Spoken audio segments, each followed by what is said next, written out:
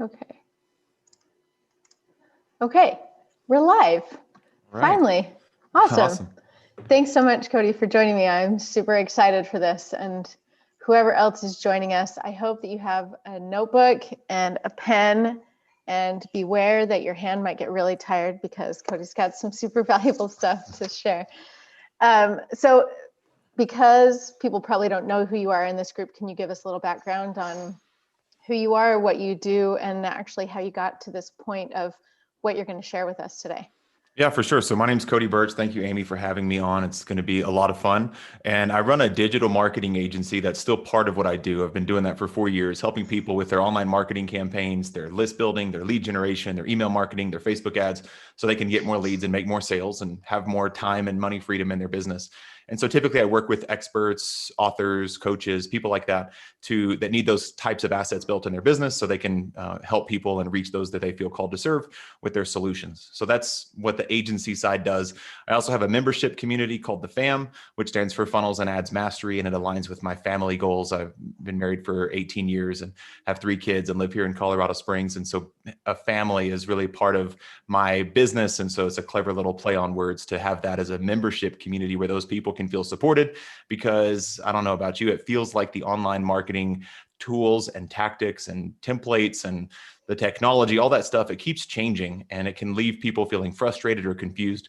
And so 2 years ago, year and a half ago, I created that community so people can feel more supported and not have to go it alone and not have to wonder what to do or what to say or what to click, and they can get their support through that as well. So I love helping people through my courses and my books and my coaching and memberships, and used to do in-person events. In 2020, those moved to virtual events.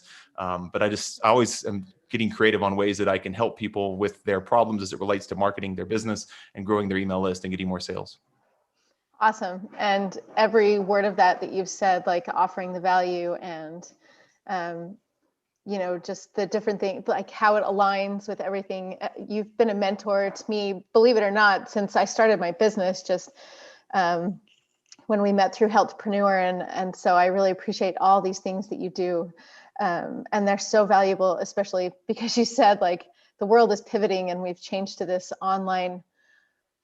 digital age of, growing our personal lives and our businesses.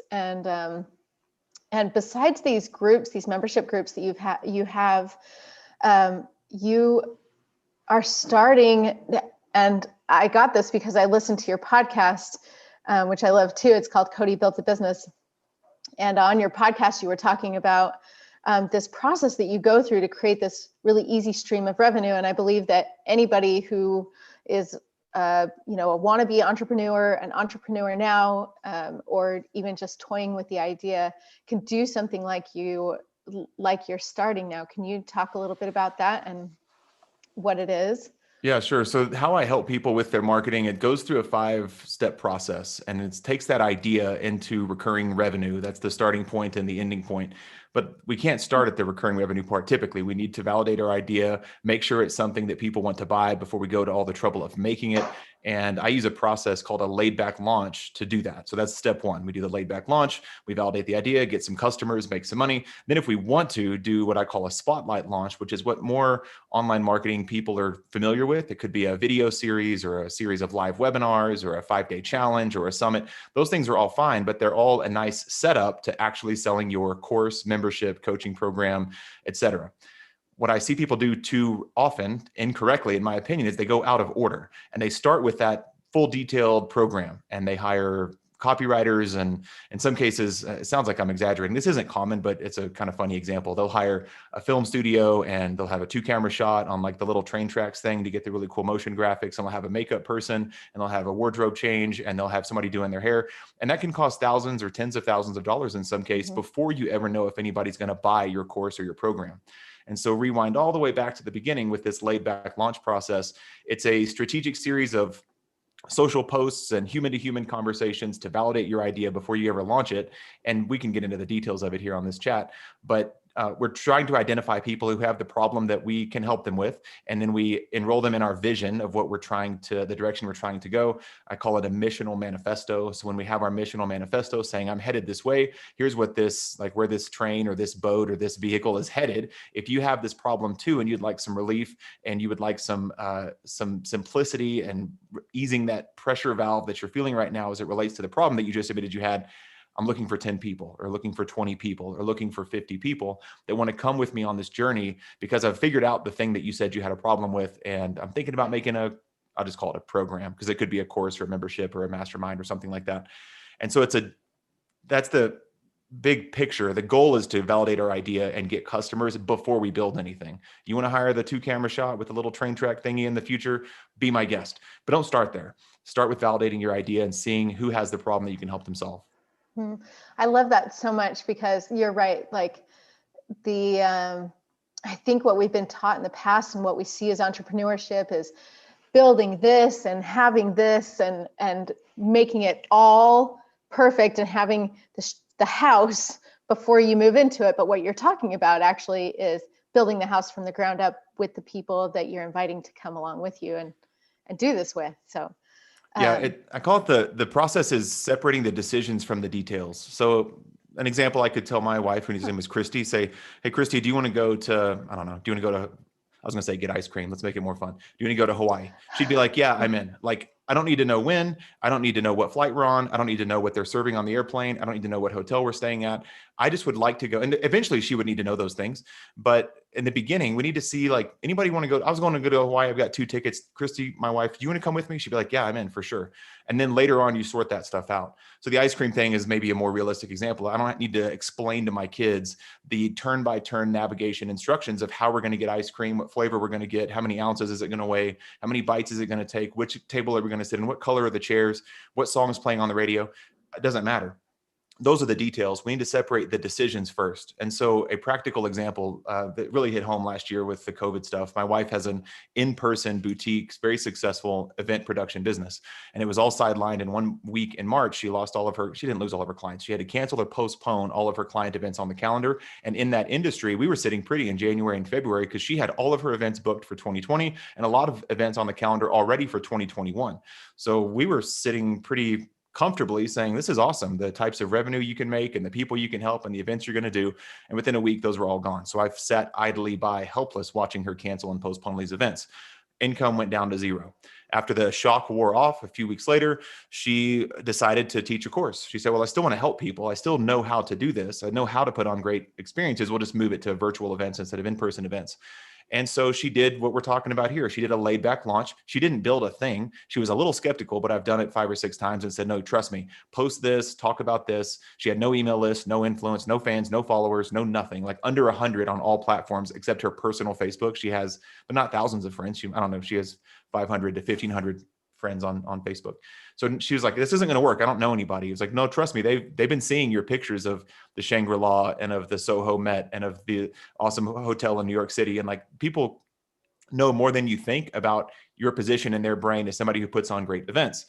So she's like, all right, let's give it a shot. So she posted something like, I'm looking for a few guinea pigs that want to learn how to use a virtual event to enroll high ticket clients, something like that, probably more conversational, but it's been almost a year. So I forget the exact details. She hadn't built a thing. She didn't have a landing page. She didn't have a sales page. She didn't have a Stripe credit card processing thing. She didn't have a PayPal link. She didn't have anything other than an idea. So she's the psychology there, and the wording is really important. Her just kind of saying, I'm thinking about doing this thing. And if I were to do it, does anybody have that problem and want my help with that? And so what we ended up doing is she did end up making a Google document with her manifesto, which I teach in my laid back launch workshop. She made her missional manifesto. She did set up a payment link just through PayPal. And she said, I'm looking for 20 people or until Sunday night, whichever comes first. And I'm going to close the doors. And that's just $100. And you know, who's in? Like, here's the details. And if you want one of those 20 spots, you'll get access to the course. You get access to me. You get access to the course when it finally comes out, and you get to shape the future of this movement that I'm creating. People love to be on the ground floor of stuff. They love to shape the future of stuff. They love to give feedback. And so, wouldn't you know it, when doors closed on that Sunday, about 4 days later, she had full 20, she got her 20th client on that Sunday. And then she was, eating a little humble pie. And like, well, this really works. Like this process that Cody said, I was kind of skeptical. It really actually worked for me. I got 20 clients and then she was off to the races. And so that's an example of how the psychology works, of how the process works, of the order of operations to get those people to raise their hand and say, I would like to also learn what you've already mastered. And I want some of that treasure that you went on that long journey to find. I would like a little piece of that for myself. And I'd like to learn more about whatever you're working on. It's the first step in the laid back launch. Okay. I love that. I absolutely love that because I am trying to unwind myself from being a perfectionist, but it's a very hard thing to do. And you talking about this means that I can just set that perfectionism aside and say, okay, I have an idea. This is something that I want to do.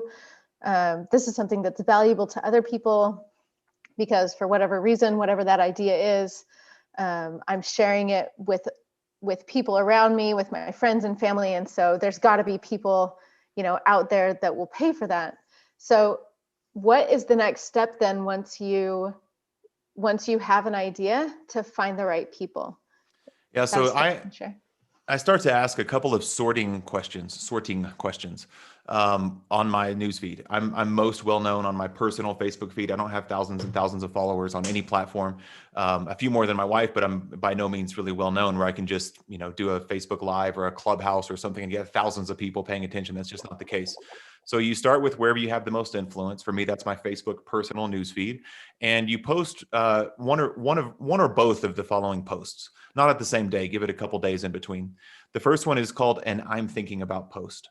Now, I first heard about this from Stu McLaren, who runs a membership community called Tribe, which is brilliant. And I heard him teach it at his event. And what's cool about this is at this point, all you're doing is you're just thinking about your solution. You haven't done anything. You're saying, I'm just thinking about it. So I would do this. I did this with my membership called the FAM back in July or August 2019. It said basically like I'm thinking about putting together a community where people can get support on their funnels and their Facebook ads. Anybody want to join or, anybody have that problem? Or if I were to do this, would anybody want to sign up? Right. And so what'll happen is you do that I'm thinking about post. All you're doing is thinking about it. My wife did the same. I'm thinking about putting together a course on how to use a virtual event to enroll high ticket clients.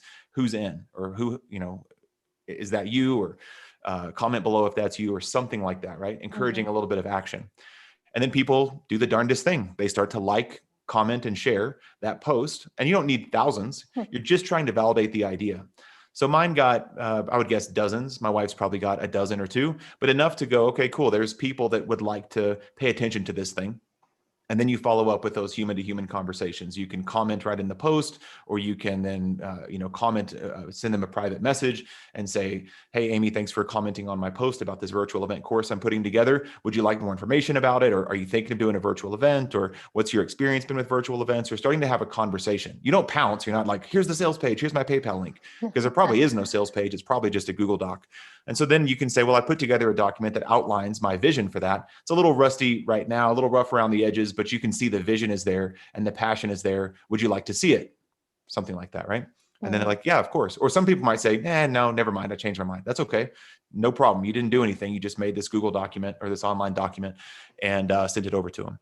So that's post number one is the I'm thinking about post. So I'm thinking about putting together a course, program, membership, workshop, training, mini course, webinar, whatever that is about this thing that I'm good at, that that I'm good at. So you can get this outcome.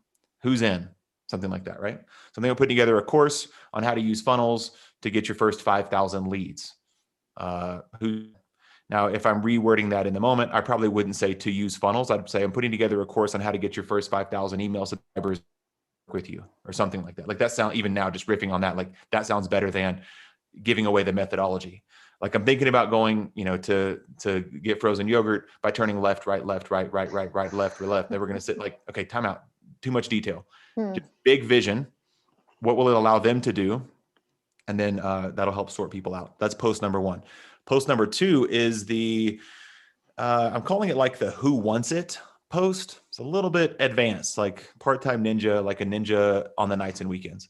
And it is something like I put together a resource, typically a checklist, that shows you how to do this complicated thing that you probably don't know how to do. Who wants it? Okay. So I've done this a bunch. I do this a lot of this publicly on my personal Facebook feeds. We don't even have to be friends. Like just go look up Cody Birch on Facebook, and you can just scroll through my public news feed and just see how many times I've done this in the last 4 to 6 months.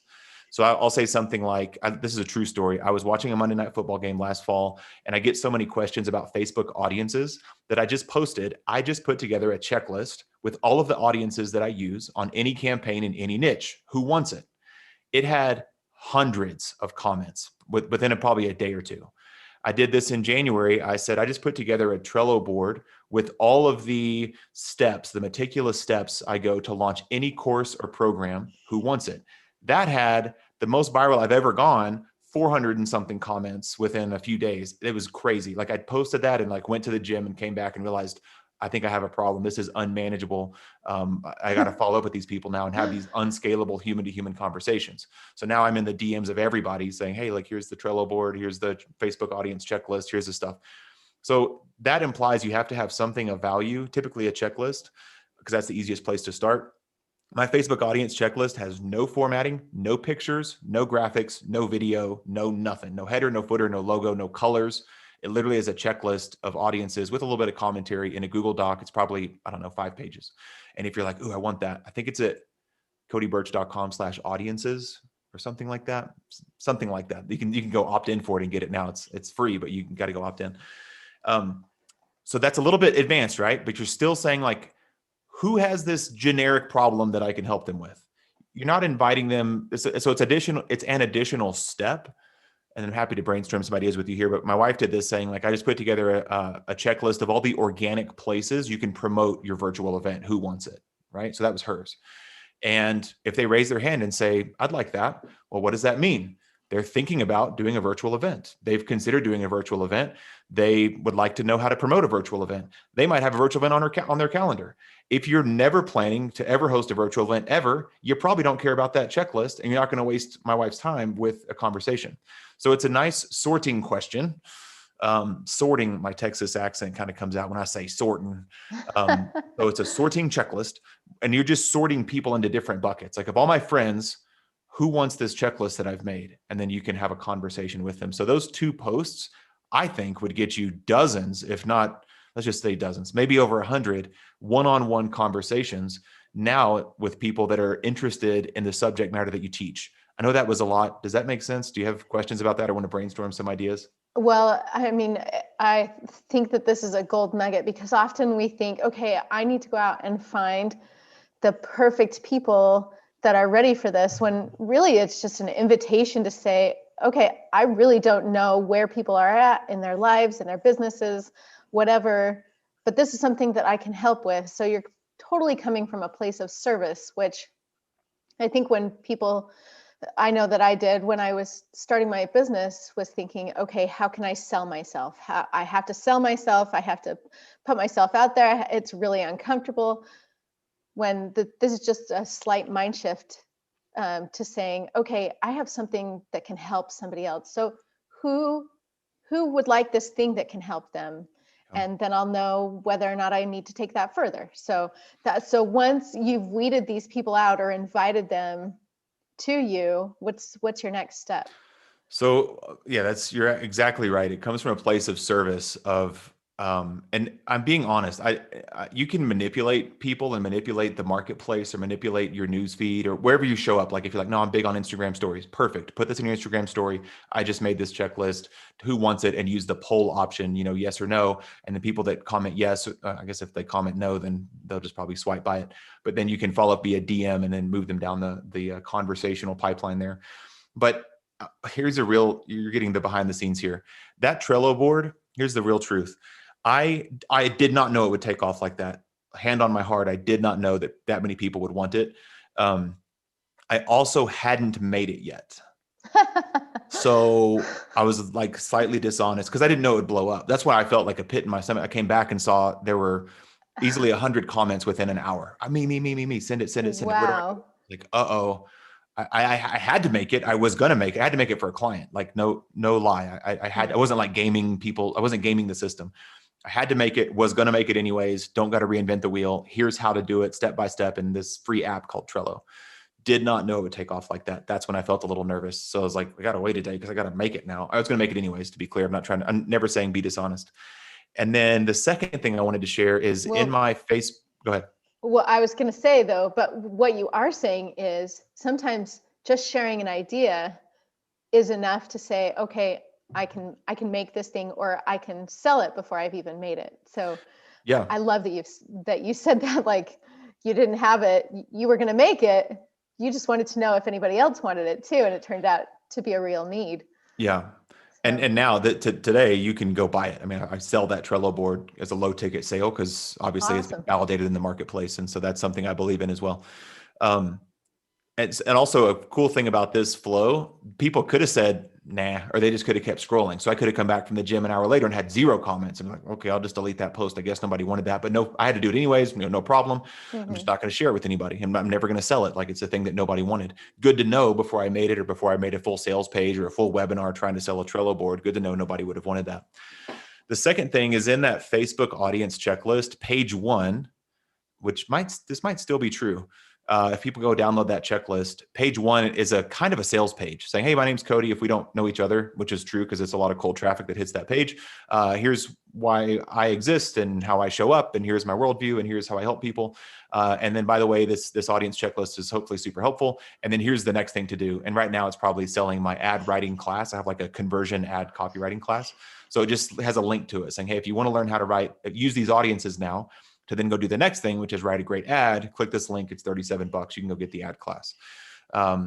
And it's also then at the footer, at the back page of that free Google document, at the last page is like, hey, those are all the audiences. That's all you need to know. And as a reminder, the next thing to do is write a high converting list building ad. Click here to learn how to do that. It's $37. Go click to sign up. So remember I said like part-time ninja nights and weekends. That's like, I wanted people to have that resource. And for those first 100 or 200 that commented on my newsfeed, I didn't want to make them go opt in. That seemed a little disingenuous of like, oh yeah, I'd like that thing. I'm like, cool, sales page. Like, no, I just wanted to give them the resource. So in the resource itself, on the first page, it was, like I said, it was like a link to what they could do next. My wife did that too with her checklist. It was something like she was teaching a workshop too, like a low ticket workshop. So when she delivered her virtual event organic promotion checklist, on the intro page, it said, hey, these are the steps to take for yourself. And then if you need help with your virtual event, click here to learn more, book a call, or buy my thing or something like that.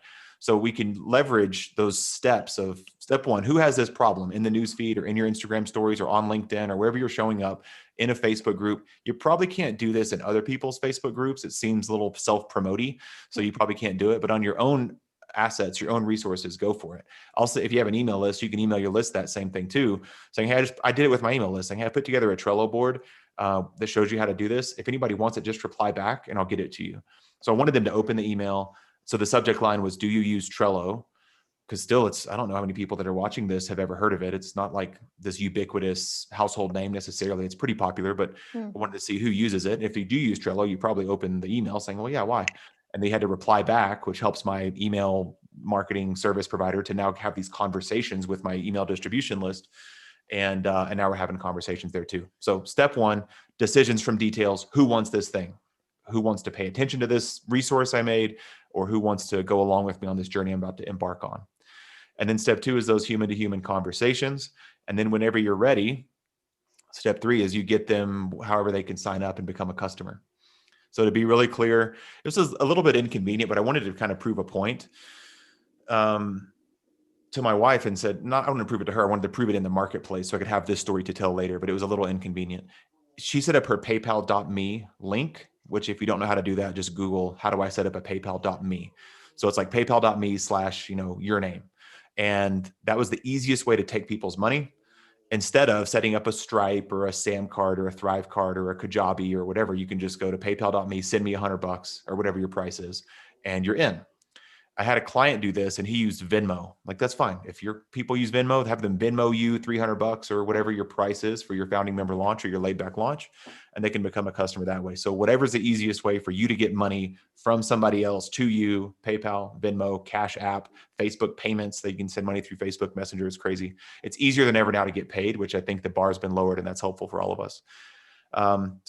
That's kind of it. You sign them up. I mean, you have a Google document that shares your vision what you're hoping to create, what their end of the agreement is, what your end of the agreement is, what it costs, what the deliverables are, how many spots there are, if there's any deadline to sign up.